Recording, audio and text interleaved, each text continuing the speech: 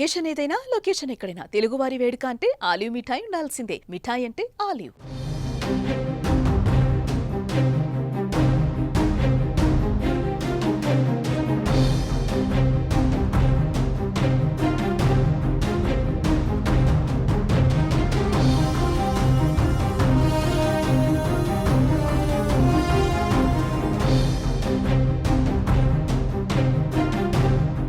పహల్గాం ఉగ్రదాడి తర్వాత దాయాది దేశం పాకిస్తాన్కు భారత్ చుక్కలు చూపిస్తోంది. పాక్ను అన్ని వైపుల నుంచి దిగ్బంధిస్తోంది. ఇప్పటికే సింధు జలాల ఒప్పందాన్ని నిలిపివేసిన భారత్ తాజాగా బాగ్లీహార్ ఆనకట్ట నుంచి పాక్కు నీటి సరఫరాను ఆపేసింది. దాయాదిని ఎండగట్టే చర్యలలో ఇది రెండవది. అయితే పాకిస్తాన్ కూడా భారత్ పైన ప్రతీకార చర్యలకు దిగుతోంది. దాంట్లో భారత్ ఆ దేశం పట్ల మరింత కఠినంగా వ్యవహరిస్తోంది. పాకిస్తాన్కు భారత్ వరుస షాక్లు ఇస్తోంది.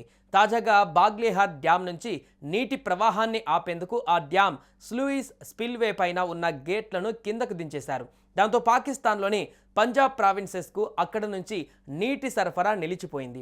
అయితే ఇది స్వల్పకాల చర్యగా అధికారులు తెలిపారు. అవసరమైతే భారత్ కఠిన చర్యలు తీసుకోగలదని పాకిస్తాన్కు తెలియజేసేందుకు తాత్కాలికంగా నీటి సరఫరాను నిలిపివేస్తున్నట్లు చెప్పారు. 900 మెగావాట్ల జల విద్యుత్ ఉత్పత్తి నిమిత్తం ఈ డ్యామ్ను చినాబ్ నదిపైన 2008లో నిర్మించారు. ఈ డ్యామ్ పొడవు దాదాపు 145 మీటర్లు. సింధు జలాల ఒప్పందం కింద పాకిస్తాన్కు అత్యధిక వాటా నీళ్లు లభించిన నదులలో చినాబ్ కూడా ఒకటి. పంజాబ్ ప్రావిన్సెస్లో ఎక్కువగా పంట పొలాలు దీనిపైనే ఆధారపడి ఉన్నాయి. కాగా ఉగ్రదాడి జరిగిన తర్వాత ఏప్రిల్ 26న సింధు జలాల ఒప్పందాన్ని భారత్ నిలిపివేసింది. ఇక పహల్గాం ఉగ్రదాడి జరిగిన తర్వాత ఏప్రిల్ 26న సింధు జలాల ఒప్పందాన్ని భారత్ నిలిపివేసింది. ఆ తర్వాత 29 నాటికే ఈ డ్యామ్ నుంచి పాకిస్తాన్కు వెళుతున్న జలాలు నిలిచిపోయినట్లుగా ఉపగ్రహ చిత్రాలు బయటకు వచ్చిన విషయం తెలిసిందే. పాక్లోని సియాల్కోట్ వద్దకు వచ్చేసరికి చినాబ్ పూర్తిగా ఎండిపోయింది. పాక్లోని పంజాబ్లో పత్తి, వరి సాగుకు ఈ నీరు చాలా ముఖ్యం. ఇక గత వారం జీలం నది వరద ప్రవాహం పాక్ ఆక్రమిత కాశ్మీర్ను భయపెట్టింది.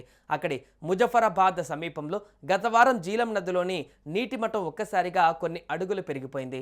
దీంతో స్థానిక అధికారులు హట్టియాన్ బాలా అనే ప్రాంతంలో ఎమర్జెన్సీ ప్రకటించాల్సి వచ్చింది.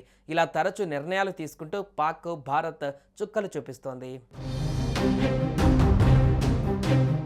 మరోవైపు పాకిస్తాన్ దేశం నుంచి దిగుమతులన్నింటినీ భారత్ నిషేధించింది.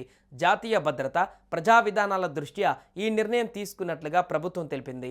ఇక పాకిస్తాన్ నుంచి రవాణా చేయబడే అన్ని ఉత్పత్తులకు ఈ నిషేధం వర్తిస్తుందని కేంద్ర ప్రభుత్వం స్పష్టం చేసింది.